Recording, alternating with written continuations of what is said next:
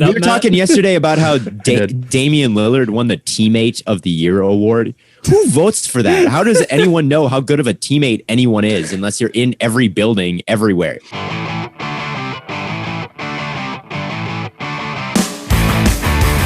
Howdy, howdy, howdy. Welcome back to Stay Hot. I'm Matthew Sponauer, joined as always by Bladen Kirk and Theo Ash. Today we're going to be talking a little bit of NBA awards since those have been coming out recently. Might be talking a little bit of playoffs and some other stuff. Bladen Kirk and Theo Ash, how are you doing? I'm doing great, Matt. I'm wonderful. I love to hear it. Reminder that if you're watching on YouTube, make sure to subscribe. And if you're listening on Apple or Spotify, leave us a review. We might read it in a later episode. We got to talk about these NBA awards, though, because first off, they refuse to release the only one that matters, Rookie of the Year. All the other ones, who cares? Only one that matters. It really is the only one that matters to me. I can't lie. As a Charlotte Hornets fan, it's so rare for one of our players to be in an award race. And now that we've got LaMelo looking like he's going to win it, I'll be honest. I'm pretty confident he's going to win. It's frustrating that they won't go ahead and drop it. It'll just make it all the better when they do, when it builds up and it's the last award announced and all the other ones have been announced. And then that one gets its own time at the end. And then that's probably going to be the most hotly contested one. So I don't know. I feel like it's going to be worth the wait for you, assuming LaMelo wins. I think LaMelo will win. Matt, do you have a LaMelo jersey by chance? I do not. Fake fan. My problem with that is that I don't love our current home and away jerseys. I think they're fine. I liked the city jerseys or whatever they called this year's new jerseys, but I got Miles Bridges instead. Because I felt like, well, it was the start of the season and I didn't want to jinx LaMelo by getting a jersey of him before he ever played a game for us. Trust me, I understand. I did the same thing with Baker. I waited until after his rookie year was over, and then for Christmas I got myself a Baker jersey. And then after that, he had a terrible You know what, Theo? year. You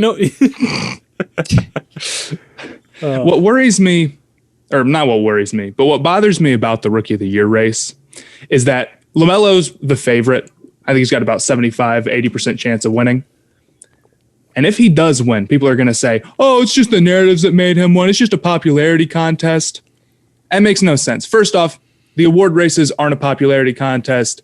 We just saw Jokic win MVP and Rudy Gobert win DPOY. They don't care about popularity. If we want to talk about if it was a popularity contest, Derrick Rose would have won MVP. Apparently. Yeah. Derrick Rose got a first place MVP vote of literally just because of the fans. And I have this theory that most fans did not know that they could vote for the MVP. And that's why Derrick Rose got that first place vote, was because not enough people actually voted. So it was like if you had like 1,000 people vote and they just all happened to be Knicks fans or whatever, or maybe they were Bulls fans. Crazy with it. Yeah, I guess. I mean, we can get more into fans voting and the way fans vote the way that they do. But I mean, Derrick Rose is definitely one of the players that fans tend to rally around and really root for. So that's fair. There was definitely some movement out there circulating that they found out you could vote for MVP. And I'm sure there was some in circles that I'm probably not a part of. There was a big push for Rose. But I don't know if like just I don't know if the demographic of NBA fans voting for MVP were clearly the very online Twitter ones, because those are the kind of people who just vote as a joke for players they think are either cool or funny.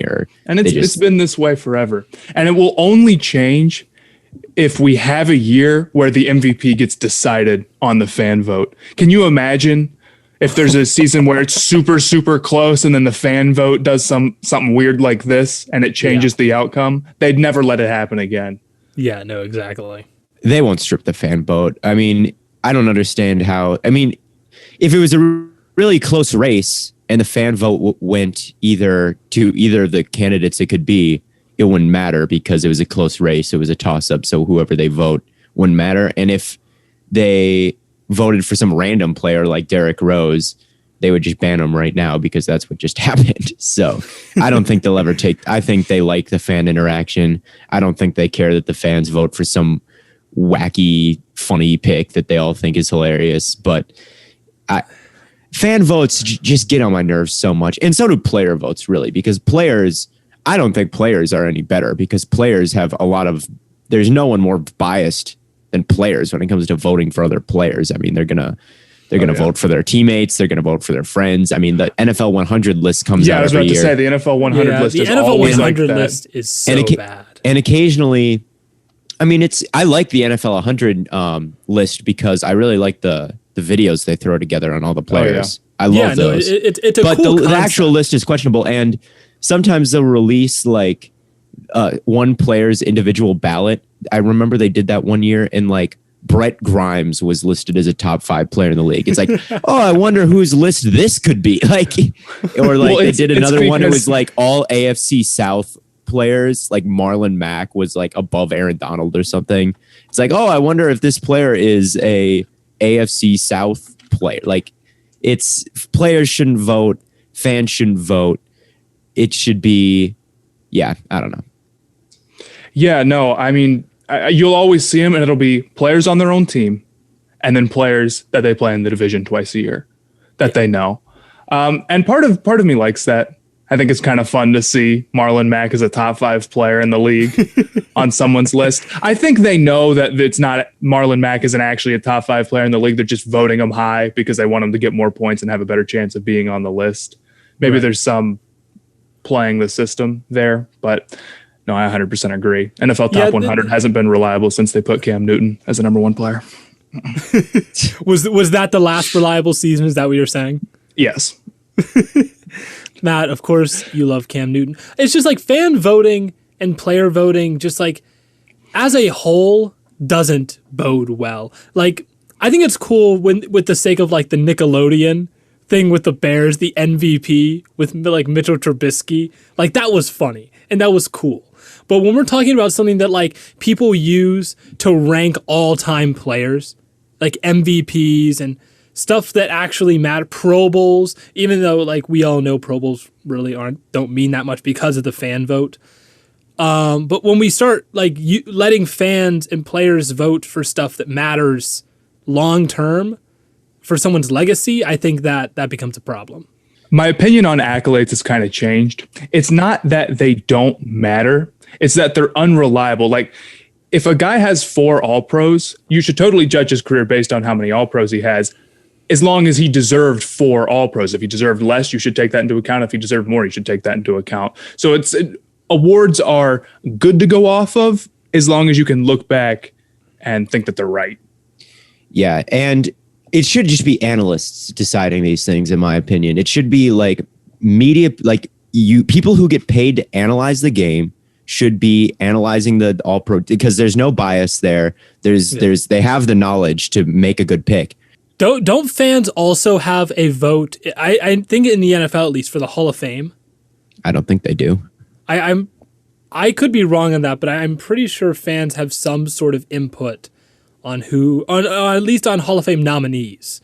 Maybe not on who actually gets in, but on nominations, I believe they do have some input. Yeah, now that you mentioned that, I do remember some voting for that coming out, but they'd have no impact on who actually like of the nominees gets in. But I do remember them voting for the nominees in some capacity. I just remember people were saying that they wanted Ryan Fitzpatrick to make a Pro Bowl just so they could nominate him for the Hall of Fame. Yeah, I'm sure. And yeah. Anyway, back to the NBA awards, because that's what we were talking about before that quite voting the sidetrack. Spiel. But yeah, I mean, LaMelo and Anthony Edwards is an interesting, like, it kind of mirrors the Rookie of the Year voting last year when John Morant, and it was John Morant and Zion, just because I feel like Anthony Edwards' case comes because LaMelo was hurt. And it's an interesting question, and one that was raised last year, is like, what is the cutoff for if one player plays the whole season and one player plays, only some of it? How much does that get taken into account. Like last year, I think Zion was the best rookie.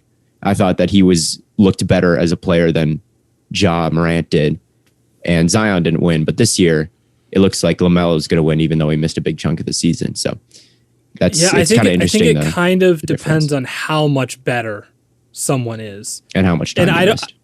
I don't know. Yeah, and how much time he missed. And I don't know if Zion last year was like so astronomically better than Ja Morant. I mean, maybe, I wasn't like fully invested in the Rookie of the Year awards last year, but from my knowledge, I don't know if I would say that it was like a big enough gap to be like, yeah, no, it's fine. You can. I thought Zion when he came back was pretty clearly better than Ja as a player. Like I thought that he was like, if you were looking at it last year, the best player was Zion, but the best rookie season was Ja, and they gave it to Ja. So it depends on like, again, how you look at it. And if you look at it from a cumulative season, you probably give it to Ja. But if you look at it from who is the better player, so I guess that kind of depends. Right. And then it's kind of the same deal this year where maybe Anthony Edwards had the better rookie season because he didn't miss any of it. I don't know, Matt. What are your thoughts to Anthony Edwards fans who would say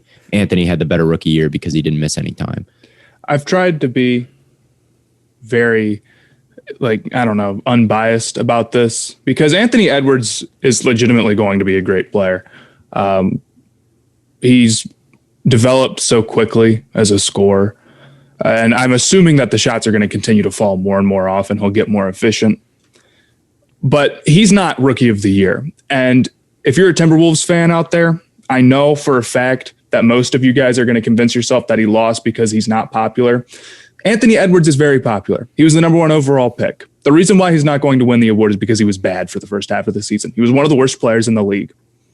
From an efficiency standpoint, from an advanced statistics standpoint, he was terrible the first half of the season. And that's fine. That's kind of the idea with some of these rookies. They're going to be really rough coming out of the gate.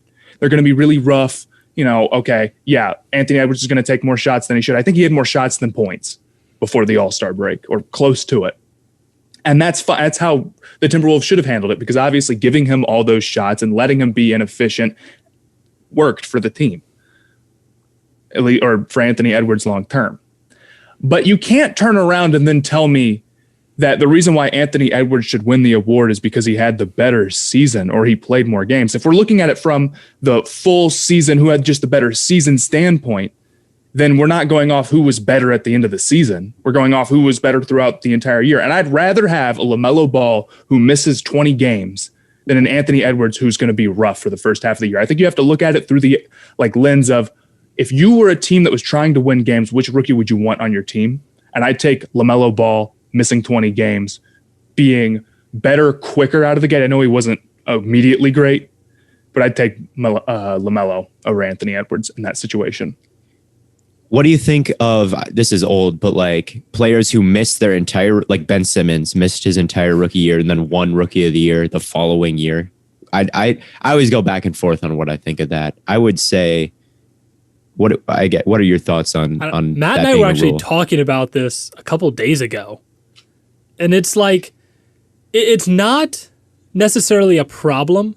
I think if I almost want them to implement that into the NFL. There's the argument of, oh well, they get professional level coaching, so they're not really a rookie anymore, but they haven't played in the NBA, and I think if you don't get to play your rookie year, it's like, due to injury. Like if you sit your rookie year, that's one thing.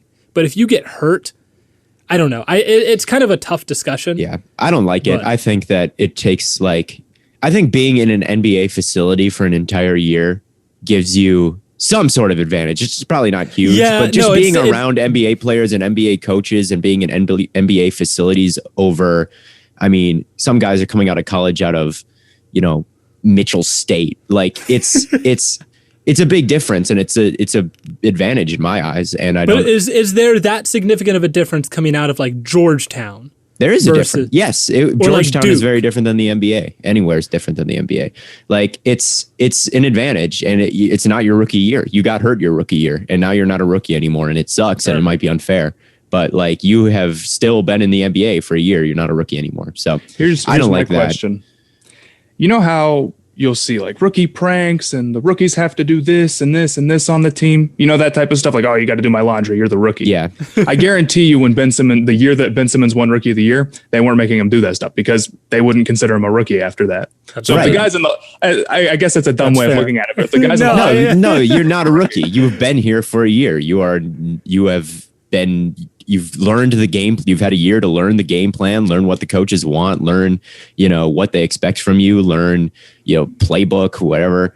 Like you have been there for a year. You know all your teammates. You have maybe not chemistry with them because you haven't been out there, but you know everyone there. You haven't been playing, but you've been doing everything else that an NBA player does. And now you're going to step in to year 2 and still be considered on the same level as a guy who has never met any of these guys before. It's different, and it shouldn't be a rule. But anyway, on to the other awards. Matt had a very interesting take on Sixth Man of the Year, which I guess I've never thought about before. But I agree with you. Yeah, Sixth Man of the Year is a stupid award. It's so stupid. I get the concept. There is a type of player who will be top 5 on their team, maybe the best at their position on their team, and still come off the bench because that is just what works best. Like maybe you have somebody who is the energy shot creator, creates the offense off the bench guy. But most of the guys who come off the bench aren't like that. Most players off the bench are just not that good. Or not saying that bench players are bad, obviously, they're NBA players, but it just means that they weren't good enough to start on their team, most likely. So giving out an award with that bizarre qualifier is just weird. It'd be like giving out an award in the NFL for the best number 2 or number 3 wide receiver. And I understand the winner, Jordan Clarkson, kind of was one of those, oh, well, he's the energy bench shot creator. But isn't that such a bizarre thing to create a award for? It's always like Lou Williams, Jamal Crawford winning, James Harden won one year. It's never going to be like a center. It's never going to be like a power forward. So it's like your best backcourt bench player award. I almost wonder if it would be better because the way I see it is when you mentioned James Harden won it, right? James Harden won it and went on to be a superstar. Yes. Right? Maybe the award shouldn't be Sixth Man of the Year. Maybe it should be like most potential or something along the lines. That's a terrible award. Most potential. That would be like you could have some like that would just get it to some unperforming high draft pick. Like, okay. I don't know. But do you see what maybe not most potential, but do you see where the direction I'm headed? I see like maybe Sixth Man of the Year. You could say like James Harden had the potential to be a better player than he was off the bench, but like James Harden's kind of an exception when it comes to Sixth Man of the Year winners that go on to be superstars. It doesn't happen all that often. It's like Jamal Crawford is just really good at creating his own shot, and that's it. And like Lou Williams is like really like most Sixth Man of the Year candidates are just like kind of entrenched as like good players off the bench. It's not often you see like there's a Sixth Man of the Year to league superstar pipeline that doesn't really exist. No, I agree. I was just saying that we should totally rebrand the award as a whole, or just like I don't know. It's just bizarre. The real question: how does one team have 2 candidates for Sixth Man of the Year? They can't both be the sixth man. And Joe Ingles, one of them is a seventh man. barely snuck in under the qualifications. I looked it up. What are they? Is it you have to come off the bench more games than you start? Joe Ingles started 30 games of 72. Okay. Yeah. So he was a starter for half the season and he's still the sixth man. Yeah, he's basically, And also there's probably several starters in the league that are better than the sixth man of the year that will never get an accolade because they are good enough to start all the time. It's a very bizarre thing. It is. Yeah. It doesn't exactly make sense. But it's just the qualifications for sixth man of the year depend so heavily on which team you play on. Derrick Rose winning or having a chance at sixth man of the year just if he played for the Pistons, probably would see him starting more. Oh, plays for the Knicks. Maybe he comes off the bench more. Totally depends on what team he plays for. And that isn't the case for any other award. DPOY doesn't really matter what team you play for.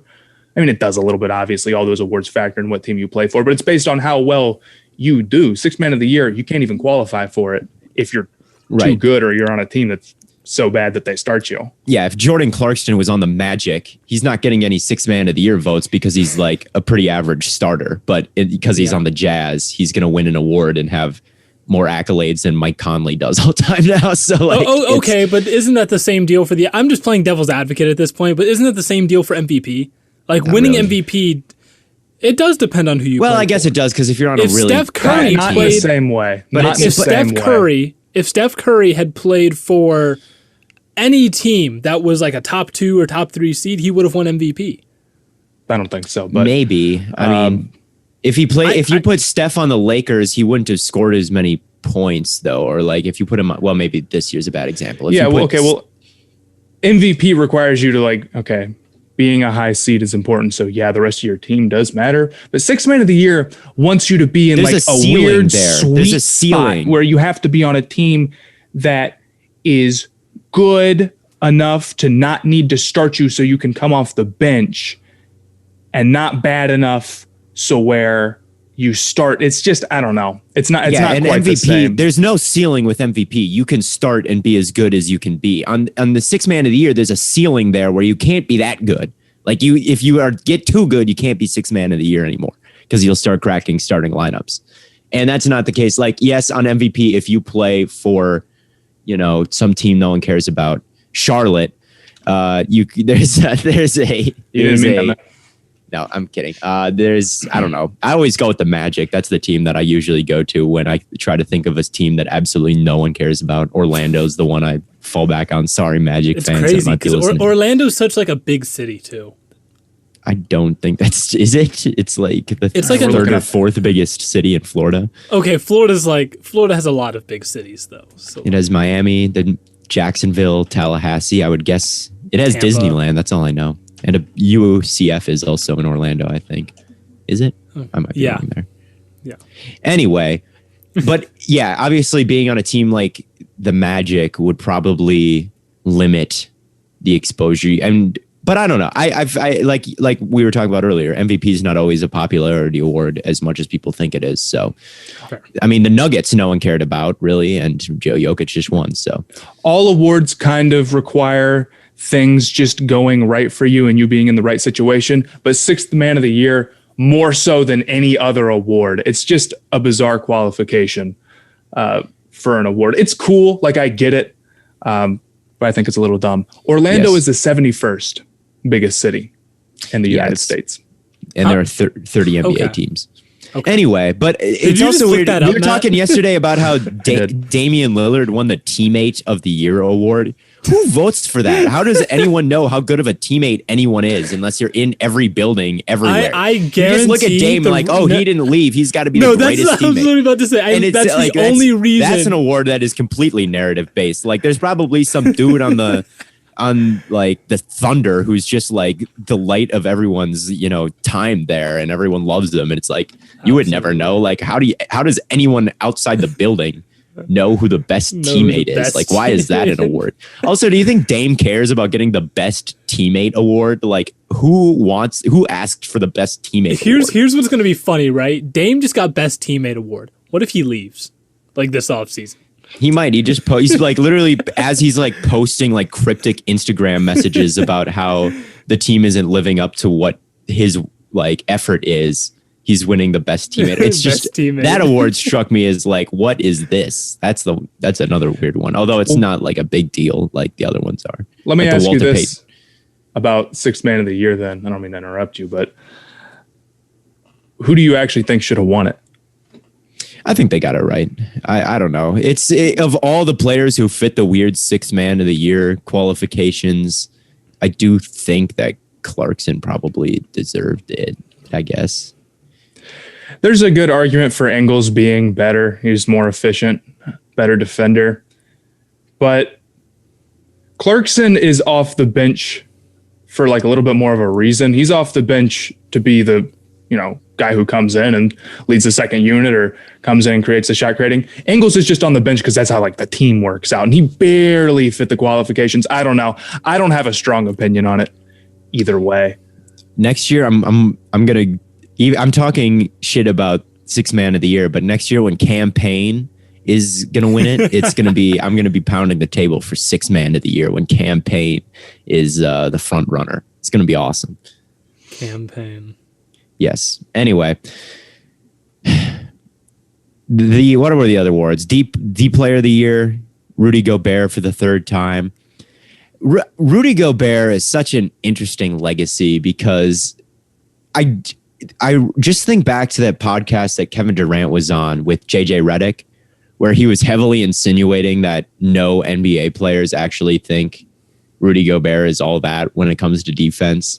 But like statistics and analytics has him as like one of the best defenders of all time.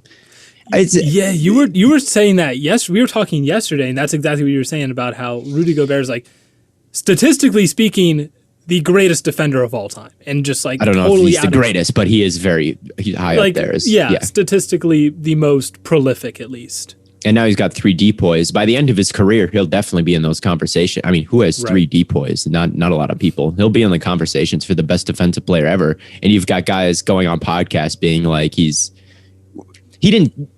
Durant obviously didn't say Rudy Gobert sucks, but that was the insinuation. You know what it is?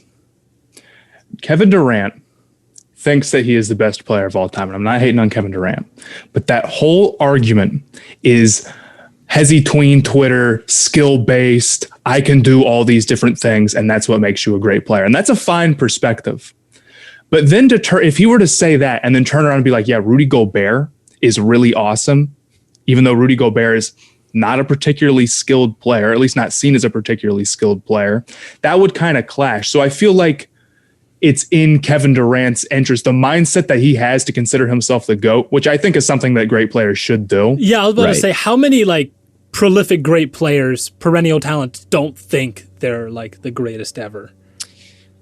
I don't know. I bet most of them, if they asked who the GOAT was, they would say probably. I feel like Jordan among NBA players is probably the most like prevalent answer to the but question. like obviously most NBA players aren't in that conversation. If you ask LeBron James who he thinks the greatest basketball player of all time is, do you think you have, and he says himself, but yeah, among like the top like 0.01%. If you ask Shaq, or like I'm just saying, if you asked any like Hall of Fame player, I guess not any Hall of Fame player, but like you ask Shaq, you ask Kareem, like if you were to ask guys like that, if you could have asked Wilt, they would have all said they're the best.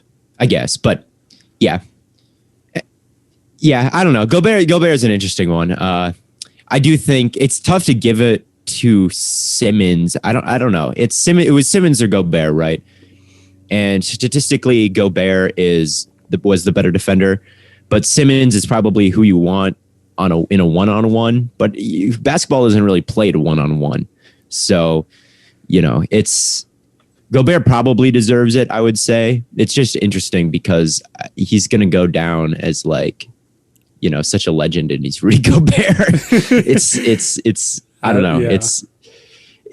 It doesn't sit right with me in some way. For some weird reason, it doesn't quite sit right with me, but I don't really have a better alternative to give. So I definitely think with Gobert, the problem that people have arguing against him is that if he wasn't great, the Jazz wouldn't be good. If he wasn't, then it's hard to explain the Jazz being the 1 seed right now if you think Rudy Gobert is not that good. I don't think my thing with Simmons is that he's the guy that will go lock down the number 1 player on the opposing team, but then every time the 76ers have somebody drop a bunch of points on them, which is frequent because it happens to everybody almost. Like, every game there's going to be a guy dropping 30 right. Almost, it seems like.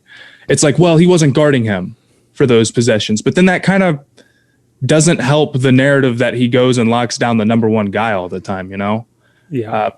Simmons finished in second place.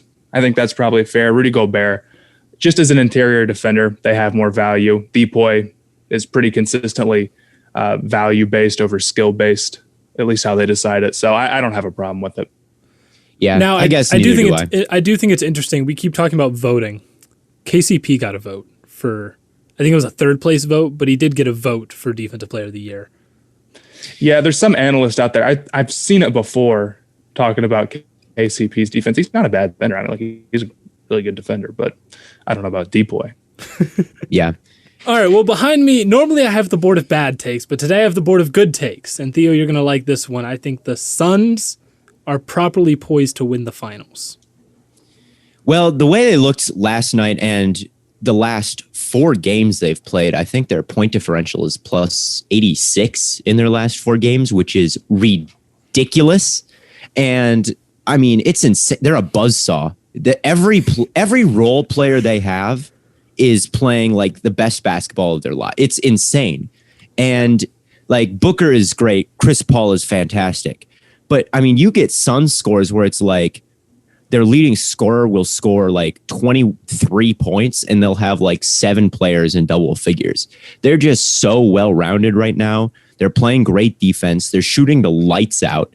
If they continue this, like, yeah, they'll win the finals. But the only you look at the Lakers team that they played with Anthony Davis hurt, and you look at the Nuggets team they played with Jamal Murray hurt.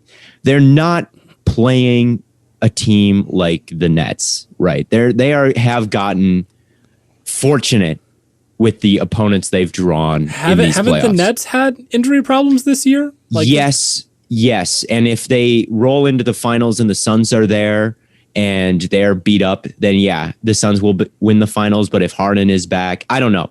It's just the Nuggets and the Lakers in the form that they beat them are not like super elite playoff teams, in my opinion. Now, they're beating them properly. Like if you're playing a team and you just completely outclass them, like that's probably about the equivalent. They're completely outclassing their opponents. But I don't feel like they are just beating up on a team that is good enough for me to be like, yeah, they can beat the Nets or even the Jazz or the Clippers in the next round, because there's a big gulf between the Jazz and the caliber of team they've been destroying.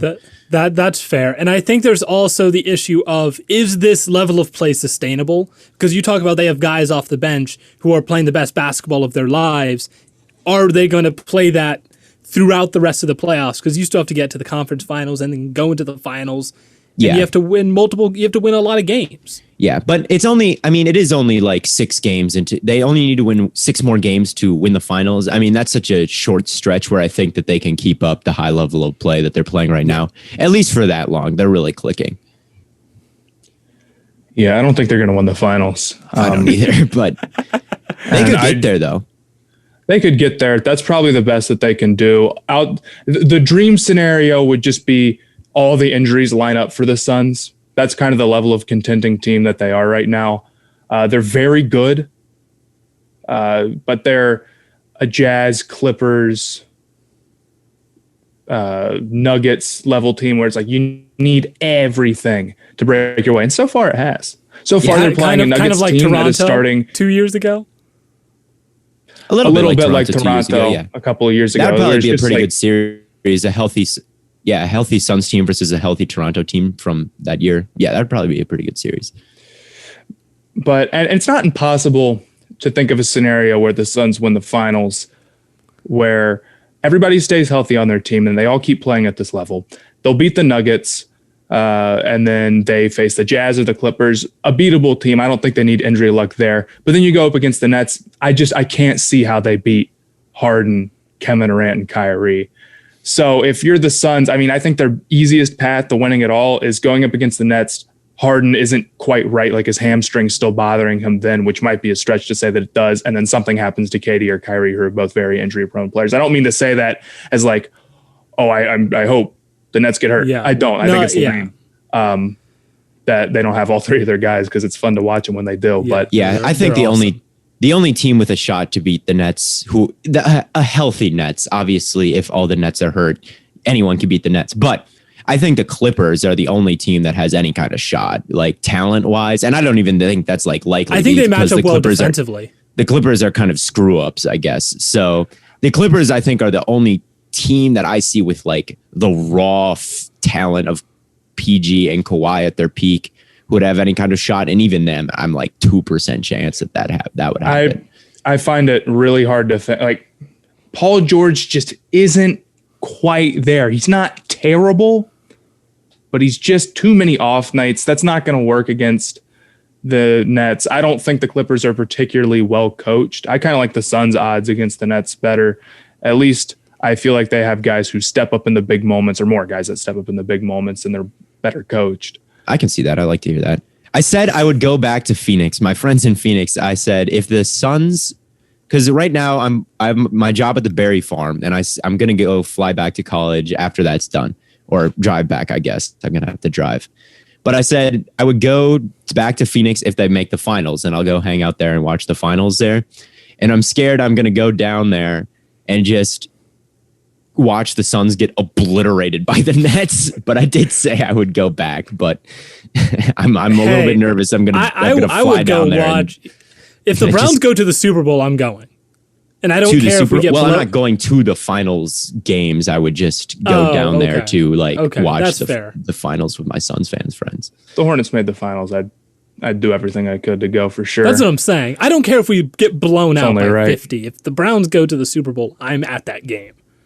Yeah. I mean, yeah, I guess maybe I could try to find a way to get into the finals, but like that's pretty expensive. I don't know. I'm a big Suns fan. I'm rooting hard for the Suns. Man. I don't know if I'm going to drop like $400 to see them play the Nets in the finals, but I will go down to Phoenix and like watch from my neighboring sports bar of the stadium. Let me know if the Suns are winning, like they're winning the series in the finals, will you try and make a game? Well, if they were winning the series in the finals, the tickets would even get more expensive. So maybe I could try to lobby. Maybe I could try to lobby someone to like Venmo me money for a ticket, and some people would do it, but I don't know. But it would be a really fun experience because the Phoenix fans and the stadium there is rocking right now. I mean, you watch these Suns home games and they're going crazy. So it would be really awesome to see a Suns finals game. But I'm also, like I said, I would feel like a little bit of a poser because I've only been rooting for the Suns for like, this is my second season now. That seat should probably go to someone who like has endured the like decade of mediocrity. I also feel like that a little bit. I don't know. Part of it to me just feels like the Suns are having one of those special seasons that a team will have every once in a while. The Heat had just a special season last year. The Suns are just having that special season, but I just don't love them against a healthy Nets team. I feel bad for the Nuggets. Campazzo and Austin Rivers, and Austin Rivers is not playing bad, but I mean, they're in the playoffs starting a guy who was on the street, bought out and on the street for months. Right. And even though he has stepped up and played pretty well, that's just tough. They just don't have the gas on offense, and Michael Porter Jr. just isn't consistent enough yet. Yeah. There's some games where he's really good and the confidence is always there, and I think he's going to get to the point where he's an awesome playoff option, but it's just not quite there yet. His defense is also super, super questionable right now. There are times when he'll supposed to be guarding his guy on the wing and he'll just like drift inside and they'll throw it to the corner and there's wide open threes. His defense is like a big problem right now. And he's 6'10"? He's huge. Yeah. And that's tough because they should be able to start him at the 4. He's big enough where you're like, I wish I could put him at the 4, and that would make everything really easy for the Nuggets. And it's like, okay, then you have to put him at the 3 because you can't have him inside because Jokic also isn't fantastic inside. He's not bad, but I don't know. The Nuggets are all out of whack. I could definitely see a reality for MPJ where it's a little Ben Simmons-y, where he just like is always like lauded and always like is a very good player, but there's like always kind of this mythology to him that I don't. There's a lot of things wrong with him in terms of inconsistencies and defense, and I wonder if he's gonna like totally figure those things out, or if he'll always kind of be like stay at about the same level of good, and you kind of wonder, well, he could be even better. I get this feeling with him that he might be kind of destined for that path, but that's just total speculation by me. Yeah, I mean, I think as a whole, people overrate potential. Potential only matters if the player is getting better. Right. If they're not getting better, their potential doesn't mean anything. You know, it's like, okay, well, Ben Simmons could be the best player in the world because he's such an amazing defender and he's such an amazing athlete and he's such an amazing passer. If he had ridiculous handles and could shoot 40% from 3, but he doesn't. I don't mean to hate on Ben Simmons. That's just like the first example that came to mind. No, that's probably the example that came to all of our minds when you think of potential. So, the next step for the Nuggets here, like, it should be a better series than it is right now. The Nuggets and the Suns should be like a heavyweight fight, but right now Jokic is doing what he can, but the Suns are just so hot right now, playing a played two depleted teams in a row. I hope the Suns make the finals. Obviously, I think they can make the finals. I think they can I think they look like the best team left in the West. I don't think that you can say the Jazz look better. I don't think you can say the Clippers look better.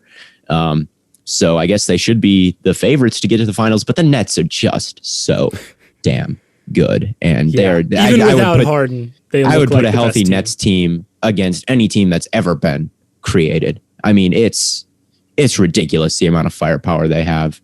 So I still got the Nets winning pretty easily. I know we were talking about like the Bucks might they're playing like the Bucks right now. The Bucks might have a chance against them, and their lineup matches up as well as anyone would against the Nets team. But I mean, they're getting obliterated too. So it'll probably be the Nets.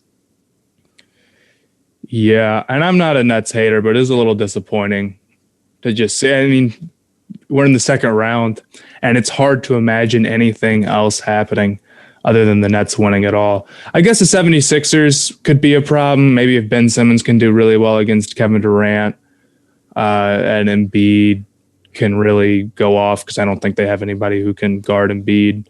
But even then, I just don't know. They've had Giannis on Kevin Durant for a significant portion, and it just hasn't mattered. Giannis can't guard KD at all. Yeah. No, that's what I'm saying. It hasn't mattered. They put Giannis on KD, and he just can't hang. I like Ben Simmons' odds better against Kevin Durant than I like Giannis's, but Giannis isn't like Giannis is a good defender. Giannis is a very good defender, but he's not bad. He's pretty good. But do you think, going into Giannis, just quick thing, Giannis or Anthony, has this series changed how you feel about Giannis or the Bucks, or really like maybe Giannis isn't, someone who can lead a team to the finals? And I didn't want to believe it after last year. I thought it was a little bit of an overreaction, but it keeps happening. It's kind of a pattern. I don't know. I'm a little bit more open to the idea of an overrated Giannis after this, but I don't know if I would quite say it. The lame answer is I'd rather have Giannis on my team because he can stay healthy. Yeah. But I don't know. It's a tough one. It's very I think people are going to say Giannis no matter what. I do think I'd rather have Giannis. Part of it is just the Bucks are a regular season team. They try very hard in the regular season, and the Nets don't. They don't care. It didn't matter to them. And then they come out in the playoffs, the Nets are ready. The Bucks, they just look all over the place. Like, we're sitting here saying, does this change your opinion on Giannis? But if Drew Holiday and Chris Middleton could play up to the standard we know that they should, we probably wouldn't be saying the same thing. Yeah. Part of it is, though, that it just feels like Giannis he didn't get involved in game 2. Game 1, he played very well. Game 2, I didn't love it. But not being a high-level perimeter shot creator as a superstar is always going to be a little wonky. Even the centers like Joel Embiid and Jokic have a perimeter game. Giannis, not really. And you got to respect him for taking the threes and trying to improve at it. But he hasn't really gotten better yet. And every time he takes a three, it hurts his team. Right. And even a mid-ranger, like if you have a superstar who's like at the top of at the free throw line and he's open, you expect him to hit it, right? You expect the superstar to be able to convert those opportunities. And a decent way to defend Giannis still is let him shoot, which is weird for a superstar. It is. It really is. And that's not something that exists with Jokic. That's not something that exists with Anthony Davis. It is something that exists with Giannis, and it makes him easier to defend it does. And it obviously, if he was better at other things, he would be harder to defend. But like it is a major thing at this point where it's like, you can just kind of, I think it comes down to it's hard to run the offense through somebody who can't shoot. Right. Exactly. Because they don't have a full range of options there. Looking back on it, I think the mistake that the Bucks made, and maybe you'd have to go look at how the money would have exactly worked, but I remember last offseason thinking the Bucks need to go all in to get Chris Paul. I know that might seem like revisionist history, but I swear to God at the time, that's what I was thinking, because Jrue Holiday is a good player. He's a very good player. He is not leading the offense of a championship level team. And Giannis, there's just some times in the playoffs where Giannis can't quite do it, and having Chris Paul would take so much pressure off him.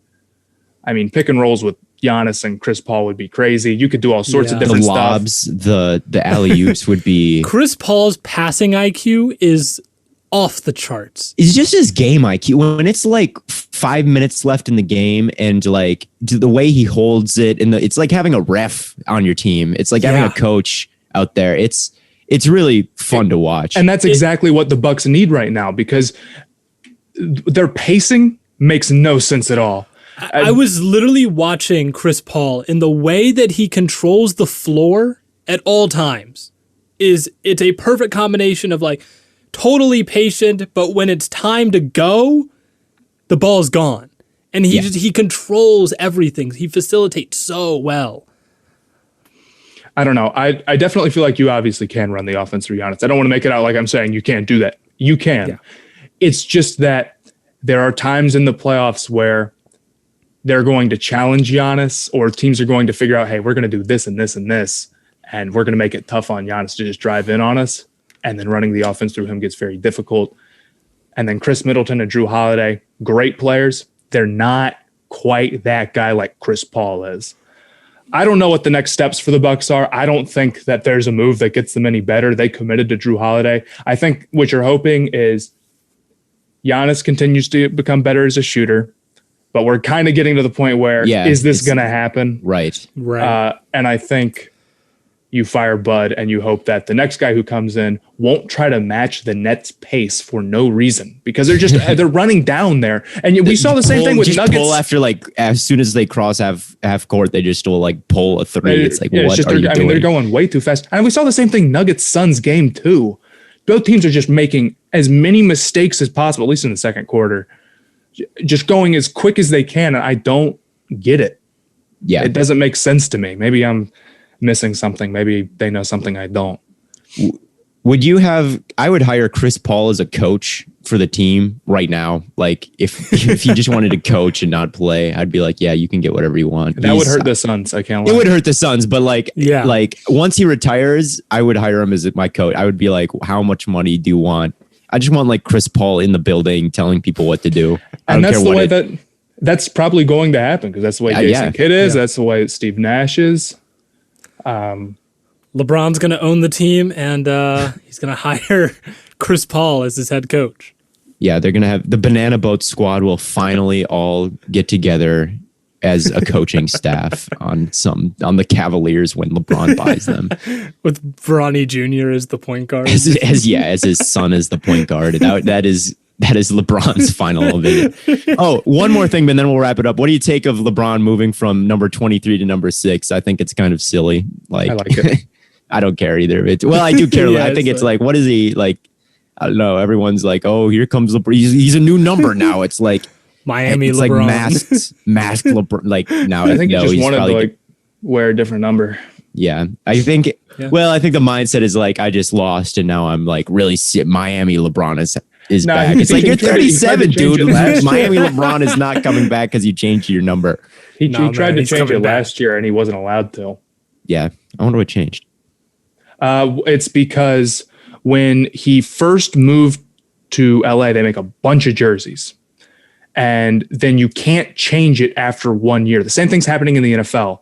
I think whoever makes the jerseys, they can't have people change after only having a season, or they have so many extra jerseys made that if the player changes and they don't give them prep ahead of time, then they're going to be stuck with all these extra jerseys. So last season, LeBron wanted to do it, and Nike basically told him, like, no, you have to stay in this jersey for another year so we can sell the rest, and then you can change. Right. And now that year's passed, he's going to 6. The Packers have a guy named Darnell Savage, and he was number 26, and he still is number 26. But after they traded Clinton Dix, who's number 21, Savage was going to change his number to 21, and it would have been 21 Savage, but Nike wouldn't let him do it. That would have been cold, though. That would have been cold. It would have been, but my gosh. Anyway, I think that does it for us here today. Thank you guys for all watching. Reminder that we do have a mailbag by voicemail at 614-349-8050. You can call, leave us a voicemail, and we'll probably do a mailbag episode here soon. You can also email us at stayhotpodcast@gmail.com or leave us a comment in the YouTube, and we can find it that way. Again, thank you guys all for watching. Y'all have a good one. Catch you on the flippity flop.